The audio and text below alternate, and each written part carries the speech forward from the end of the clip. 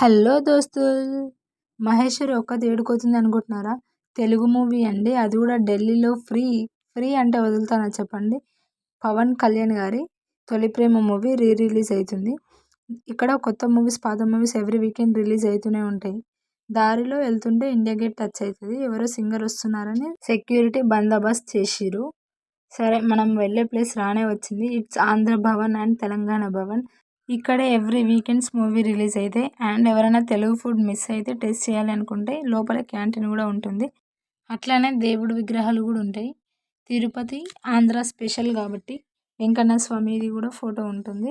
సరే 4 అయిపోయింది, మరి మూవీ చూద్దాం పదండి, ఫాస్ట్గా వెళ్దాం.